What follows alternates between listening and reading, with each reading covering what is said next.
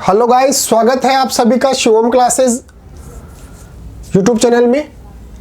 आज हम जो बात करने वाले हैं वो बात करने वाले हैं ऊर्जा किसे कहते हैं, इसकी परिभाषा क्या होती है, सूत्र क्या होता है, उदाहरण क्या होते हैं, जो अगर क्वेश्चन दे रखा हो तो उसको सॉल्व कैसे करते हैं, इसका फॉर्मूला क्या होता है, इसकी यूनिट क्या होती है, यानी कि उसका मात्रक क्या होता है।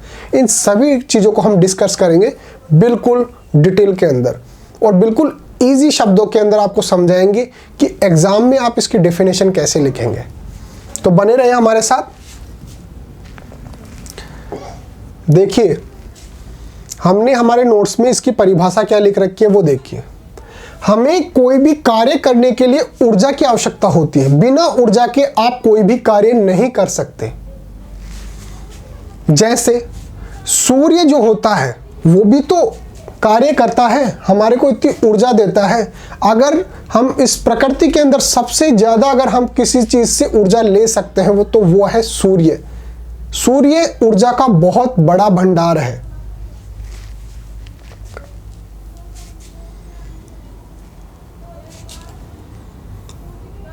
जो ऊर्जा होती है हमें कहां कहां से प्राप्त हो सकती है, उदाहरण देखिए।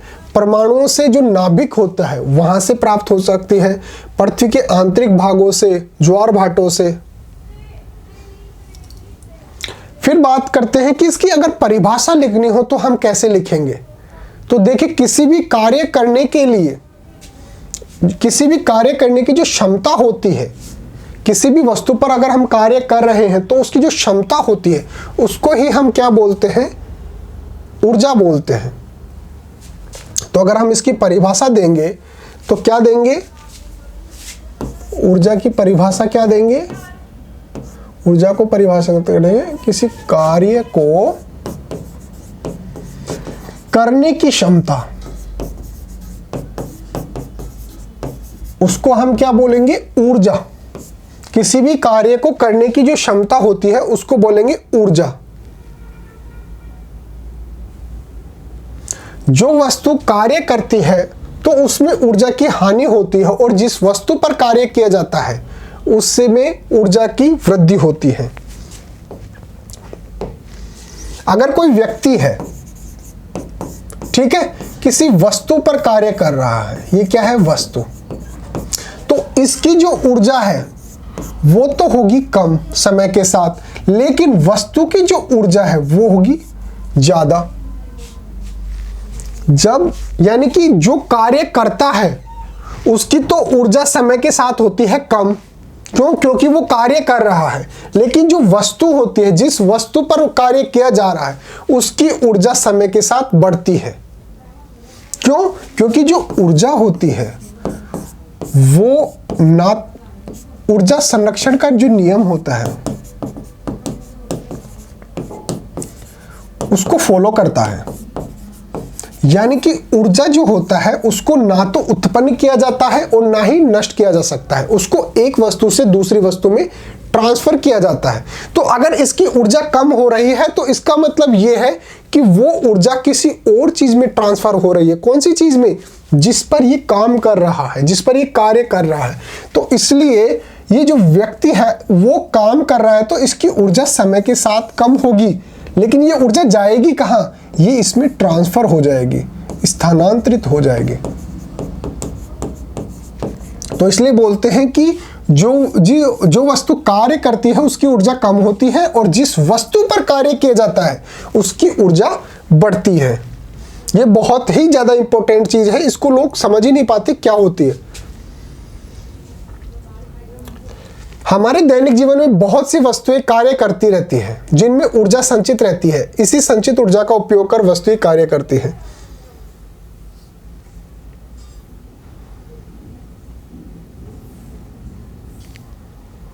कुछ वस्तुओं का उदाहरण जिनमें कार्य करने की क्षमता होती है, जैसे कोई तेज वेग से कोई क्रिकेटर है जो गेंद को फेंकता है।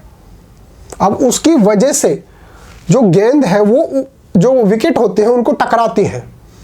अब जैसे आपको अच्छे से समझाते हैं, जैसे ये कोई बॉल है, ये विकेट है। अब आप सोच रहे होंगे कि जब ये इससे टकराती है तो ये दूर जाकर कैसे गिर जाते हैं, क्योंकि अब इसके अंदर थी ऊर्जा, इसके अंदर कोई ऊर्जा नहीं थी, तभी तो वो आराम से वहां पे पड़ा हुआ था। लेकिन जैसे ही ये इससे टकराया तो इस विकेट ने इससे ले ली ऊर्जा। इसकी ऊर्जा तो हो गई कम, जो बहुत ही तेजी से जा रहा था वो अब हो गया टकराने के बाद स्लो, उसकी स्पीड हो गई कम। क्यों? क्योंकि जो इसकी ऊर्जा थी वो ट्रांसफर हो गई विकेट में। अब इसके पास आ गई ऊर्जा और उस ऊर्जा की वजह से ये दूर जाकर गिर जाता है। अगर वो बॉल इसको बिना टच करे सीधे निकलती तो उसकी स्पीड में उसकी जो स्पीड है वो थोड़ी कम होती, लेकिन अगर इससे वो टकरा गया तो इसकी ऊर्जा इसमें ट्रांसफर हो जाएगी, जिसकी वजह से ये गतिशील हो जाएगा और दूर जाकर गिर जाएगा।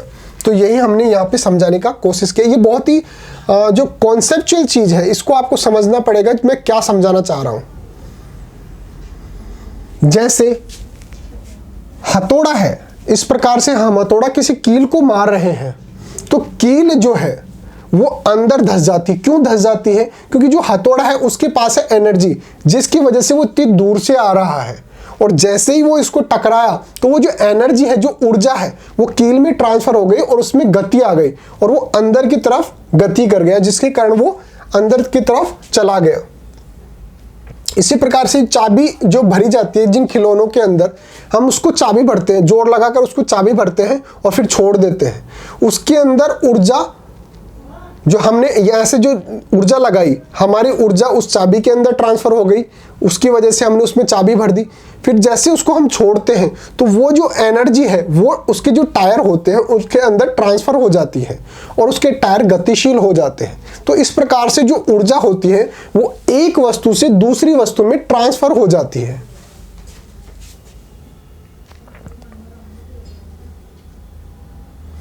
जहां पे देखिए एक वस्तु से दूसरी वस्तु में जो ऊर्जा होती है वो ट्रांसफर हो जाती है, जिसकी वजह से उसके अंदर क्या हो जाते हैं, गतिशील हो जाता है। ऊर्जा का मात्रक जूल होता है। क्यों? क्योंकि ये भी तो एक प्रकार का कार्य ही होता है, इसलिए कार्य और ऊर्जा दोनों का मात्रक क्या होता है, जूल होता है। इसलिए ऊर्जा का मात्रक जूल है, जो कार्य का मात्रक है, दोनों का मात्रक क्या हो गया, सेम हो गया। और ऊर्जा का जो बड़ा मात्रक होता है वो होता है किलो जूल। जूल बहुत ही छोटा मात्रक हो जाता है, इसलिए हम अधिकांश जो चीजें होती हैं वो किलो जूल के अंदर प्रदर्शित करते हैं। जैसे हमारे जो मीटर होते हैं उसके अंदर भी किलो जूल। अब ऊर्जा की प्रकार की बात करें तो एक होती है स्थितिज ऊर्जा। कोई भी वस्तु ऐसे पड़ी हुई है, मान लेते हैं कि ये कोई वस्तु है, इस प्रकार से पड़े, तो इसके अंदर है स्थितिज ऊर्जा, और अगर ये ऐसे गति करती है तो इस टाइम इसके अंदर आ गई गतिशील ऊर्जा यानी गतिज ऊर्जा। और जो गतिमान वस्तु होती है उसके अंदर होती है, यानी कि जो गति कर सकती है उसके अंदर क्या होती है, गतिज ऊर्जा होती है। ऊष्मीय ऊर्जा, कोई भी वस्तु को जब ऊष्मा दी जाती है उसकी वजह से अगर उसके अंदर कार्य करने की क्षमता आ जाती है तो उसको क्या बोलते हैं, ऊष्मीय ऊर्जा। ऊष्मा ऊर्जा का एक अन्य रूप है जिसमें एक रूप से दूसरे रूप में परिवर्तित होने की क्षमता होती है। यह वस्तु के कणों के बीच में गतिज ऊर्जा के रूप में परिवर्तित हो जाता है। रासायनिक ऊर्जा, सेल होते हैं, आपने सेल देखे होंगे, बैटरी, उसके अंदर क्या होता है, जो रसायन होते हैं वो दूसरी एनर्जी के अंदर, दूसरी ऊर्जा के अंदर बदलते हैं, जिसकी वजह से जो जिसके अंदर वो सेल लगाते हैं वो उसको ऊर्जा देता है। सेल के अंदर कोई एनर्जी बन रही है, जैसे सेल है ये, इसके अंदर क्या है, रसायन है, रसायन से क्या बनी, ऊर्जा बनी। ये इस ऊर्जा को उस उपकरण को ट्रांसफर कर देगा और जिसकी वजह से जो उपकरण है वो चलने लगेगा। ये पूरा कॉन्सेप्ट होता है। सेल के अंदर क्या है, रसायन है, रसायन किसमें परिवर्तित हुआ, ऊर्जा में, ऊर्जा उस उपकरण को मिली और वो उपकरण चलने लग जाएगा। तो यहाँ पे जो रसायन है उससे जो एनर्जी बनी, इसको हम क्या बोलते हैं, इसको बोलते हैं रासायनिक ऊर्जा। कुछ रसायनों में ऊर्जा उत्पन्न करने की क्षमता होती है, रासायनिक प्रक्रिया द्वारा उत्पन्न ऊर्जा को रासायनिक ऊर्जा कहते हैं, तो हम उसको क्या बोलेंगे, रासायनिक ऊर्जा। इसी प्रकार से विद्युत ऊर्जा, जो हमारी इलेक्ट्रिसिटी होती है उसके अंदर भी तो कार्य करने की क्षमता होती है, तभी तो किसी भी चीज को अगर इलेक्ट्रिसिटी प्रोवाइड करेंगे तो वो कार्य करना शुरू कर देता है, तो उसको बोलते हैं विद्युत ऊर्जा। विद्युत में कार्य करने की अद्भुत क्षमता होती है, इस विद्युत से उत्पन्न ऊर्जा को विद्युत ऊर्जा कहते हैं। प्रकाश ऊर्जा, सोलर पैनल आपने देखे होंगे, सोलर पैनल किससे चलते हैं? प्रकाश से चलते हैं। जब प्रकाश उनको मिलता है तो वो एनर्जी जनरेट करते हैं और वो एनर्जी हमारे को लाइट वगैरह चलाने के लिए काम में आते हैं। तो उसको क्या बोलेंगे? प्रकाश ऊर्जा। ऊर्जा के किसी स्रोत से जब ऊर्जा का उपभोग प्रकाश प्राप्त करने के लिए किया जाता है तो उसे प्रकाश ऊर्जा कहते हैं। नाभिकीय ऊर्जा, जो एटॉमिक जो एनर्जी होती है उसको हम बोलते हैं नाभिकीय ऊर्जा। जो एटम बम वगैरह बनते हैं उसके अंदर जो उसको अच्छे काम के लिए अगर बना दें तो वो ऐसी एनर्जी बन जाती है जो बहुत ही ज़्यादा मात्रा के अंदर काम में आती है। ध्वनि ऊर्जा, ध्वनि में कंपन उत्पन्न होता है और उस कंपन के कारण अगर वो कंपन किसी वस्तु में ट्रांसफर कर दिया जाए तो उसमें भी कार्य किया जा सकता है। ध्वनि किसी वस्तु के कंपन से उत्पन्न होता है जिसमें कार्य करने की क्षमता होती है, अतः इसे ध्वनि ऊर्जा के रूप में भी मापा जाता है। वाइब्रेशन के कारण ही तो ध्वनि उत्पन्न होती है, तो वो भी तो कार्य हो गया। अब ऊर्जा संरक्षण का नियम क्या होता है? ऊर्जा संरक्षण का नियम होता है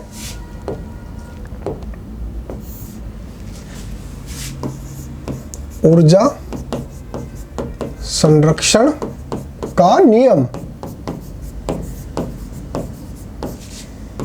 देखिए, जो ऊर्जा होती है उसको नष्ट नहीं किया जा सकता और ना ही उसको बनाया जा सकता नया। ऊर्जा जो होती है वो तो ना तो कोई नई बना सकता है। मैं ऐसे कोई कॉन्सेप्ट लगाऊं जिससे मैंने बोला कि मैंने ये ऊर्जा बना दी, आप ऊर्जा बना नहीं सकते।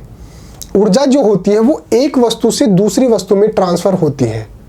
अगर जैसे कोई जो व्यक्ति है उसके अंदर ऊर्जा है, उस ऊर्जा की वजह से वो किसी चीज को धकेलता है तो उसके अंदर गति हो जाती है, यानी कि उसके अंदर भी ऊर्जा आ जाती है। तो मैंने अपनी ऊर्जा को कम करके उस वस्तु को धक्का दिया है। अगर आप धक्का देते जाएंगे तो थक तो जाते हैं ना। थक क्यों जाते हैं? क्योंकि आपकी जो ऊर्जा है वो पूर्ण रूप से उस वस्तु के अंदर ट्रांसफर हो गई। जैसे आप किसी गाड़ी को धक्का देते हैं तो जब शुरू में देते हैं तो आप थोड़ा देते जाएंगे, लेकिन लगातार अगर देते जाएंगे तो कुछ देर के बाद आप थक जाएंगे, लेकिन जो गाड़ी है वो गतिशील अवस्था के अंदर आ जाती है, यानी कि आपकी जो ऊर्जा है वो गाड़ी के अंदर ट्रांसफर हो गई। तो यहाँ पे ना तो ऊर्जा बनी और ना नष्ट हुई, केवल हमारे से उस गाड़ी के अंदर ट्रांसफर हुई है। यानी कि ऊर्जा को ना तो बनाया जा सकता है और ना ही नष्ट किया जा सकता है, केवल एक वस्तु से दूसरी वस्तु के अंदर ट्रांसफर किया जा सकता है। यही क्या होता है? ऊर्जा संरक्षण का नियम। यही हमने लिखा हुआ है। ऊर्जा संरक्षण के नियम के अनुसार ऊर्जा न तो सर्जन किया जा सकता है यानी कि बनाया जा सकता है, और न ही विनाश किया जा सकता है यानी कि नष्ट किया जा सकता है। केवल एक रूप से दूसरे रूप के अंदर बदला जा सकता है। अगर कोई एक रूप है उसको दूसरे रूप में बदल सकते हैं। जैसे लाइट है, सोलर पैनल के अंदर गई और उसके अंदर फिर उसने इलेक्ट्रिसिटी बना ली, तो केवल एक रूप से दूसरे रूप के अंदर बदल सकते हैं, लेकिन उसको ना तो नष्ट कर सकते हैं और ना ही बना सकते हैं। ऊर्जा संरक्षण के नियम के लिए उदाहरण, मान लीजिए कि हम एक m द्रव्यमान की वस्तु को h मीटर की ऊंचाई तक उठाते हैं तो वस्तु में स्थितिज ऊर्जा संचित होती है।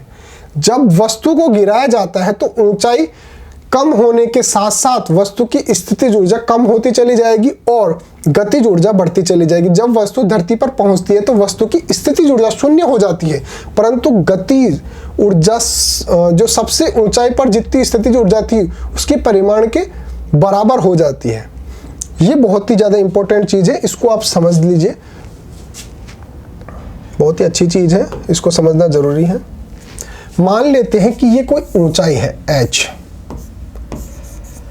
यहां पर कोई ये वस्तु है, ये कोई वस्तु है, ठीक है, ये कोई वस्तु है, यहां से हम इसको गिरा रहे हैं। इस स्थिति के अंदर ये बिल्कुल शून्य अवस्था के अंदर है, यानी कि बिल्कुल रखी हुई है। उस स्थिति के अंदर जो स्थितिज ऊर्जा है वो तो होगी सर्वाधिक। अब क्योंकि ये गति नहीं कर रही इसलिए जो गतिज ऊर्जा है वो होगी 0। यहां पे मान लेते हैं कि इसकी जो स्थितिज ऊर्जा है वो है x। अब जैसे ही इसको गिराएंगे तो जो इसकी स्थितिज ऊर्जा है वो तो होती जाएगी कम, और वो स्थितिज ऊर्जा किस में बदल जाएगी? गतिज ऊर्जा में। क्यों? क्योंकि अब वस्तु ने गति करना शुरू कर दिया है। तो जो स्थितिज ऊर्जा है वो गतिज ऊर्जा में बदलती जाएगी। जो 0 से इसका मान 1, 2, 3, 4 इस प्रकार से हो जाएगा। और अगर x का मान 10 है तो ये 9, 8, 7 इस प्रकार से कम होता जाएगा। यहां पर क्या होगा, जब वस्तु बिल्कुल जमीन को टच मान लेते हैं कि टच कर चुकी है या फिर करने वाली है, उस स्थिति के अंदर क्या होगा, जो गतिज ऊर्जा है उसका मान तो हो जाएगा 10। जो पहले किसका मान था, स्थितिज ऊर्जा का मान। अब स्थितिज ऊर्जा का मान कितना हो जाएगा, 0। अगर ये यहां पर टच हो गई उस स्थिति के अंदर गतिज ऊर्जा तो हो गई 10, यानी कि जो पहले स्थितिज ऊर्जा थी उसका मान अब गतिज ऊर्जा में परिवर्तित हो गया। और अब स्थितिज ऊर्जा कितनी है, 0। क्यों, क्योंकि अब वस्तु की जो पूर्ण रूप से गतिज ऊर्जा के अंदर बदल गई। अब ये क्या है, ये भी तो ऊर्जा संरक्षण का नियम है। कैसे, ये जितनी ऊर्जा थी वो गतिज ऊर्जा के अंदर बदली है, 10 थी वो आगे भी 10 ही रहेगी। ना तो ये 11 हो सकती है और ना ही ये 9 हो सकती है। अगर ये 9 होगी तो इसका मतलब 1 जो है वो स्थितिज ऊर्जा के अंदर, ऐसा नहीं हो सकता स्थितिज ऊर्जा 0 और गतिज ऊर्जा 9। इसका टोटल जो मान है वो 10 होगा। यानी कि जो पहले स्थितिज ऊर्जा थी वो गतिज ऊर्जा में परिवर्तित हो गई, लेकिन ना तो नष्ट हुई और ना ही नई बनी। तो वो देखिए, हम आगे देख लेते हैं। यांत्रिक ऊर्जा क्या होती है, किसी वस्तु के स्थितिज ऊर्जा व गतिज ऊर्जा का जो योग होता है इसको बोलते हैं यांत्रिक ऊर्जा। शक्ति एवं ऊर्जा का व्यावसायिक मात्रक क्या होता है, यांत्रिक ऊर्जा क्या हो गई, यांत्रिक ऊर्जा हो गई स्थितिज ऊर्जा, स्थितिज ऊर्जा प्लस गतिज ऊर्जा, इन दोनों का जो योग होगा वो क्या होगा, यांत्रिक ऊर्जा। तो आज का टॉपिक यहीं पे समाप्त होता है। जो हमने शुरू किया था कि ऊर्जा किसे कहते हैं, परिभाषा क्या होती है, ये सब। इसके अलावा अगर आपको हमारे कंप्लीट नोट्स चाहिए वो भी बिल्कुल फ्री के अंदर, तो आप अभी हमारी ऐप डाउनलोड कर लीजिए शिवम क्लासेस। वहाँ पर पूरे कंप्लीट नोट्स फ्री में अवेलेबल हैं, बुक्स हैं, एनसीईआरटी सॉल्यूशंस है, प्रीवियस ईयर के पेपर हैं, मॉडल पेपर है, सब कुछ मिलेगा आपको फ्री के अंदर। अभी प्ले स्टोर से शिवम क्लासेस ऐप डाउनलोड कर लीजिए। Okay guys, thank you so much.